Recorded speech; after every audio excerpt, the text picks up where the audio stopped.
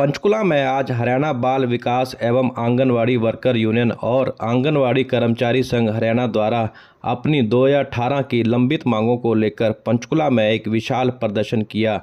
आपको बता दें कि आंगनवाड़ी वर्कर्स द्वारा वर्ष 2018 से लंबित मांगों को लेकर आज एक विशाल प्रदर्शन किया गया, जिसमें हरियाणा भर से आंगनवाड़ी वर्कर्स और सहायक इस प्रदर्शन में शामिल हुई। पंचकुला के सेक्टर 5 धरना स्थल में सैकड़ों की संख्या में आंगनवाड़ी वर्कर्स प्रदर्शन करते हुए नजर आई। हरियाणा भर से पंचकुला पहुंच रही कई आंगनवाड़ी वर्करों को रास्ते पर ही पुलिस द्वारा रोक लिया गया। लगातार आंगनवाड़ी वर्करों की मांग है कि कुशल और अर्धकुशल श्रमिकों का दर्जा उन्हें दिया जाए। इसके अलावा न्यूनतम वेतन और अन्य सुविधाएं उन्हें दी जाएं, जिसको लेकर एक विशाल प्रदर्शन पंचकुला में किया गया। और इस प्रदर्शन को देखते हुए सरकार द्वारा आंगनवाड़ी वर्कर यूनियन के प्रतिनिधिमंडल को 1 नवंबर के दिन मुलाकात के लिए आमंत्रित किया गया है। अब आंगनवाड़ी वर्कर्स की अपनी मांगों को लेकर 1 नवंबर को हरियाणा सरकार से बैठक होगी और इस बैठक में सभी मांगों पर चर्चा की जाएगी। अब देखना ये होगा कि लंबे समय से चली आ रही लंबित मांगों को लेकर सरकार और आंगनवाड़ी वर्कर्स के बीच में सहमति बन पाती है या नहीं। आंगनवाड़ी वर्कर्स ने स्पष्ट कर दिया है कि अगर उनकी मांगों को पूरा नहीं किया जाता तो आने वाले समय में आंगनवाड़ी वर्कर्स एक बड़ा आंदोलन हरियाणा में शुरू करेंगी।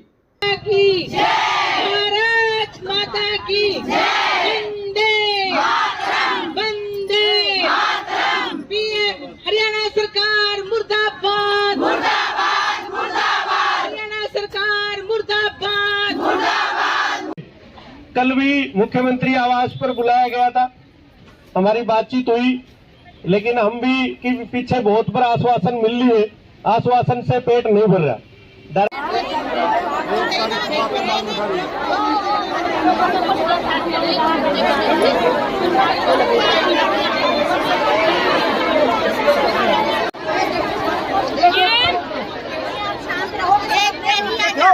वो बस लोग क्या बताना भी है।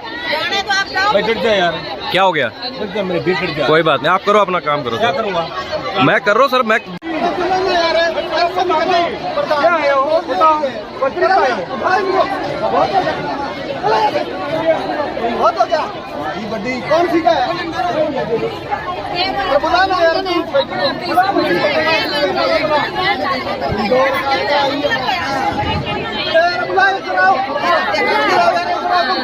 आओ इसको।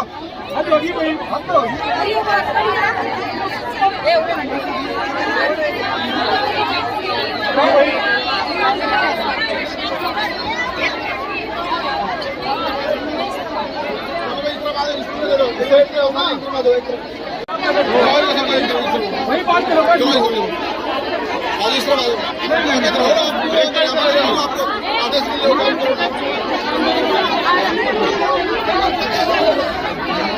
हम अभी करते हैं डीसी को।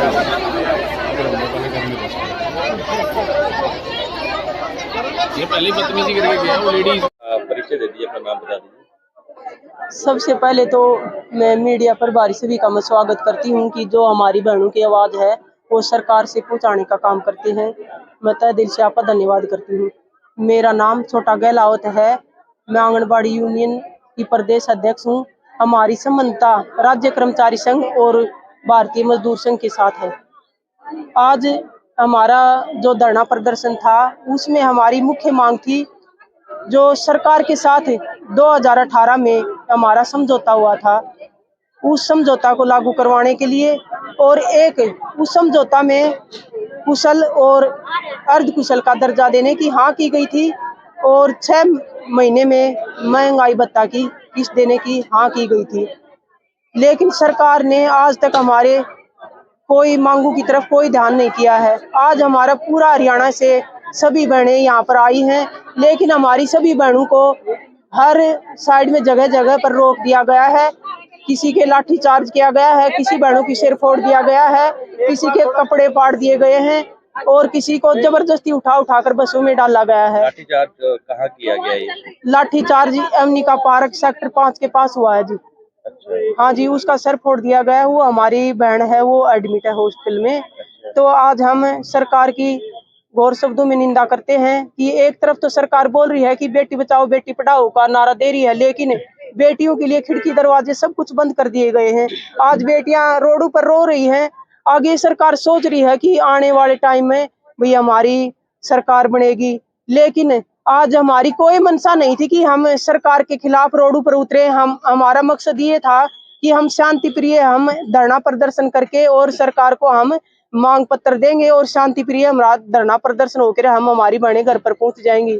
लेकिन ये जो माहौल खराब है आज पुलिस प्रशासन ने किया है। तो आगे क्या रणनीति रहेगी आपकी? प्रदर्शन यहीं बैठेंगे या आगे कुछ करेंगे? हाँ, आज सरकार आज हमारा मांग पत्र ले लेती है और हमारे को टाइम देती है मिलने के लिए, तो हमारी बहनें चली जाएंगे अपने अपने घर, नहीं तो रात को यहीं पर ठहरेंगी और जो भी खामियाजा होगा वो सरकार को भुगतना पड़ेगा। तो मुख्यतः क्या मांग क्या है आप लोगों की? मुख्य मांग है जी, एक हमारा 2018 में जो सरकार के समझौता हुआ था वो समझौता, और एक हमारे को सरकारी कर्मचारी का दर्जा दिया जाए और हर 6 महीने में महंगाई भत्ता की किस्त दी जाए। और जैसे जो कर्मचारियों का 2 दिन का भी टाइम रह जाता है तो उस टाइम पर भी उनको प्रमोशन दिया जाता है। लेकिन हमारी आंगनबाड़ी वर्कर हेल्पर बहनों का जो आयु सीमा रखी गई है उस आयु सीमा को हटाकर आंगनबाड़ी हेल्पर से वर्कर का प्रमोशन किया जाए और वर्कर का सुपरवाइजर से प्रमोशन किया जाए।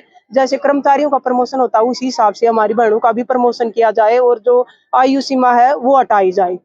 में जो हमारे सेंटरों का किराया है और सिलेंडर की भराई है, हमारे विभाग में ज्यादातर 80% बहनें गरीब हैं और वो अपने चूल्हा चलाने में भी असमर्थ हैं, लेकिन 8-8 महीने से सैलरी नहीं मिलती है और सिलेंडर की भराई 1150 के करीब हो गई है। तो हमारी बहनें सिलेंडर भरवाने में असमर्थ हैं, इसलिए हमने 15 मई से कच्चा राशन वितरित कर रहे हैं। एक तरफ बोल रही है सरकार कि गर्भवती हो या छोटे बच्चे हो वो अनिमिक न होने चाहिए, लेकिन उनको जो पोषण मिला हुआ है वो पोषण पूरा नहीं मिलेगा तो अनिमिक तो होंगी गर्भवती औरतें।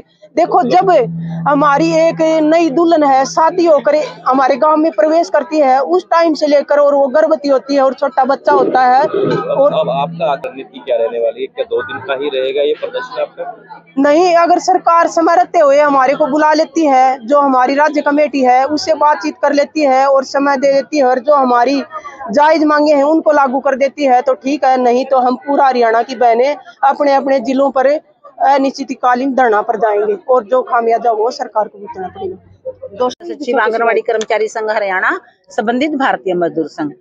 तो सबसे पहले तो हम मीडिया के हम बहुत आभारी हैं कि हमारी आवाज को सरकार तक पहुंचाने के लिए आप यहाँ पर आए हो। दूसरा, जो आज हमने यहाँ पे हमारा शांतिपूर्ण प्रदर्शन था, 1 महीने से हमने परमिशन ले रखी थी, लेकिन हरियाणा सरकार ने और प्रशासन ने जो आज हमारी बहनों के साथ क्रूरता दिखाई है उसका हमें बहुत हमारे अंदर रोष है, पूरे हरियाणा की बहनों के अंदर।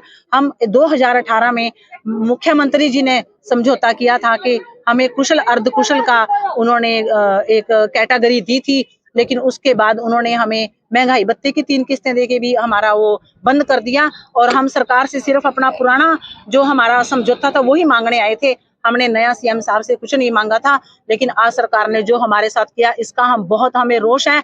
और हम जब तक हमें यहाँ से आश्वासन नहीं दिया जाता कि हमें कब सरकार बातचीत करने के लिए बुला रही है या कोई नुमाइंदा हमारा मांग पत्र लेने, हम यहीं डटे रहेंगे, हम यहाँ से उठ के नहीं जाएंगे। और इसके बाद जैसे ही हमारी राज्य कमेटी का फैसला होगा, हमारा हर जिले पे अनिश्चितकालीन धरना